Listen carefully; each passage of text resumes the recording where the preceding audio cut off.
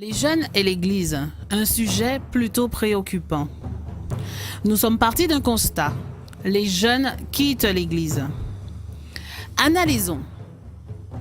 308 jeunes âgés de 16 à 35 ans ont accepté de nous répondre. Au résultat, seuls 3% des jeunes de l'échantillon ne sont pas des chrétiens. Cependant, 84% de ceux qui considèrent Jésus-Christ comme leur sauveur personnel sont assidus au culte.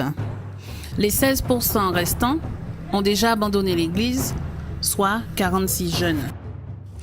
La majorité de ces derniers avouent qu'ils n'y vont plus tout simplement par manque d'envie.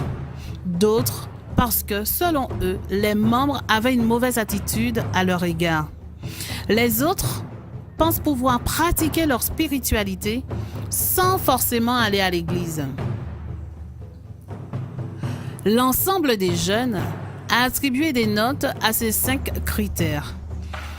Les moyennes sur 5 sont bien plus basses chez ceux qui ne vont plus à l'église. Notons que le critère le moins bien noté est, dans les 2 cas, la relation entre les membres d'église. Néanmoins, les jeunes se rendant à l'église cherchent en grande majorité à nourrir leur vie chrétienne. Globalement, les jeunes suggèrent un changement au niveau des messages, de l'animation, de la passivité de l'assemblée, de la participation des jeunes et du comportement des chrétiens. Il y a vraiment matière à s'arrêter et à réfléchir avec les jeunes et pour les jeunes, afin qu'ils se sentent plus à l'aise, plus impliqués, plus intégrés au sein des églises et qu'ils aient surtout envie d'y rester. Ainsi, ils auront les outils leur permettant d'affermir leur foi personnelle. Partant de ce constat, nous vous proposons de découvrir sans plus tarder l'histoire de William.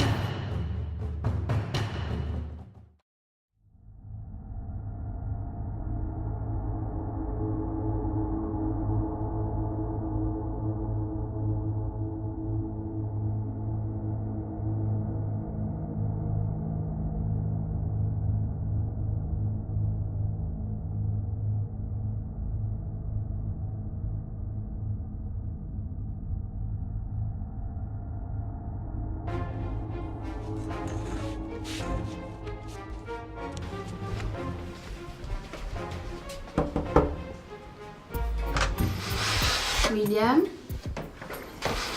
William? Excuse-moi. Oui?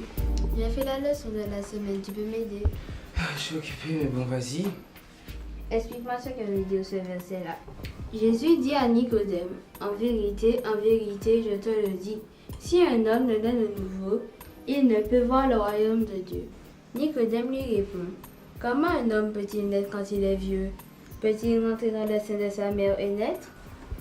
Mais baisse la musique. Alors en fait c'est une parabole, c'est une sorte d'histoire que Jésus utilise pour expliquer certaines choses de la vie. Ok? Naître de nouveau, c'est tout simplement se baptiser, c'est-à-dire que tu crois, tu acceptes que Jésus soit ton sauveur personnel. Ensuite tu te baptises et après tu seras sauvé. C'est bon, t'as compris? Ah, ok. Mais j'avais pas compris ça comme ça. Mais tu sais bien que moi, j'ai du mal à comprendre. C'est vrai, c'est vrai. Maintenant, tu es toujours dans ta musique, tes copains, tes copines, tes sorties. Tu ne t'occupes plus de moi, on ne fait plus rien ensemble. Mais pourquoi bien plus au temple avec nous comme avant? Au temple, qu'est-ce que tu m'as encore là? Bon c'est bon, je t'ai expliqué, tu peux voir. Mais attends, j'avais quelque chose à te dire. Encore. À partir de quel âge on peut se faire baptiser? Mais pourquoi tu me poses cette question-là? Mais j'ai envie de m'engager avec Dieu, comme tu m'as expliqué, je vais me faire baptiser pour te sauver. Mais tu ne sais pas que tu es trop jeune. Si tu te baptises maintenant, tu pourras pas sortir avec tes amis, sortir, être libre. Regarde-moi par exemple. Moi je suis libre, moi je fais ce que je veux, je sors avec mes amis, etc. Et de toute façon, moi je compte pas me baptiser avant 40 ans. Donc je pense que tu as le temps. Donc je te accompagne pas. Ça. Attends. Tu es encore vivant.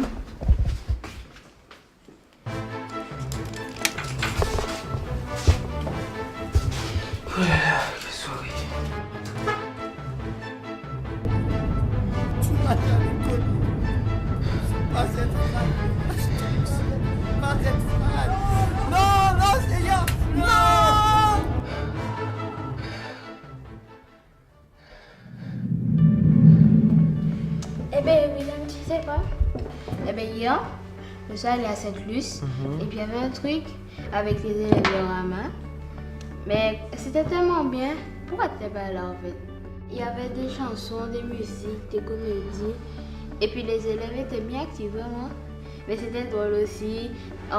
Et puis en bas, on voyait des élèves qui travaillaient. Et bien en haut, les élèves chantaient, tout ça. Tu m'écoutes pas. C'est bon.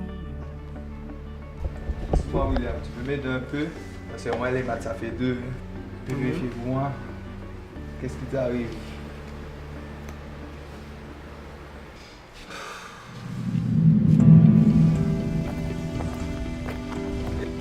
Eh poteau! Comment ça va mon frère? Ça fait longtemps que je t'ai pas vu. C'est vrai. Ah, je t'ai envoyé plein de messages cette semaine là sur WhatsApp, mais tu m'as pas répondu. Je me suis dit que bon, si moi j'ai fait quelque chose, t'es pas chaud contre moi. Non, c'est juste que cette semaine, bon, je sais pas trop connecté, donc voilà. Et entre nous, je te connais quand même. Hein. Je suis ton meilleur ami. S'il y a un problème, tu peux me dire, hein, t'inquiète. Bon, ben en fait, comme tu es là, bon, je te raconte, tu sais, ça fait à peu près une semaine que je dors plus, je mange plus, je bois plus, et franchement, tu vois, je suis pas bien, tu vois, genre. J'ai fait un cauchemar, tu vois. Ah ouais. Et dans ce cauchemar, je te raconte vite fait, genre, c'était le jugement dernier. Dieu a fermé la porte sur moi. Il m'a dit que c'était par rapport à ma vie, t'es pas trop en accord avec ses principes, genre je mène une vie mondaine, tu vois. Genre je sors, tu me connais. Et depuis ça, je suis perturbé. Tu sais ce que t'as fait là, c'est un songe. Et non mais sérieux là, c'est ce qu'on dit dans ce qui t'arrive là. Ben voilà. Attends, viens, on va s'asseoir, je vais t'expliquer. Ah ben on va se mettre là. Justement cette semaine, il y avait une étude biblique qui parlait des songes. Mais attends, mais je crois qu'on m'a envoyé ça par message. C'est dans Job 33, le verset 14 à 15. Écoute bien ça. Dieu parle cependant, tantôt d'une manière, tantôt d'une autre. Et l'on n'y prend point garde. Il parle par des songes, par des visions nocturnes, quand les hommes sont livrés à un profond sommeil, quand ils sont endormis sur leur couche. Tu entends ça? Voilà, le deuxième c'était dans Nombre 12, le verset 5 à 6. Ça dit: L'Éternel descendit de la colonne de nuée et il se tint à l'entrée de la tente. Il appela Aaron et Marie qui s'avancèrent tous les deux. Et il dit: Écoutez bien mes paroles. Lorsqu'il y aura parmi vous un prophète, c'est dans une vision que moi, l'Éternel, je me révélerai à lui. C'est dans un songe que je lui parlerai.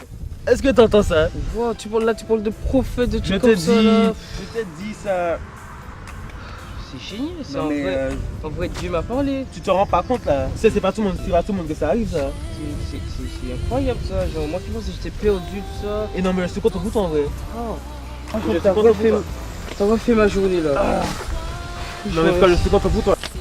Merci. Non mais attends, t'es libre ce week-end? Samedi, Oui, ouais, le matin dans la matinée, 8h, midi à peu près. Oui, je suis libre, oui. tu vois. Ça te dit de m'accompagner au temple? Pourquoi pas? C'est là. Oui, Parce que justement on parle toujours du thème des songes, donc si tu veux plus expérimenter la chose, tu vas le Ouais. faire. Ah ouais. Et William! Ça va mon frère? Ça va et toi? T'es venu finalement? Ah oui. Ok, allez, viens suis-moi. Le tic-tac incessant de l'horloge dans ta tête, le martèlement des secondes qui sans cesse te répètent. Prends ton temps, juste un instant T, même si tu es tenté de faire autre chose.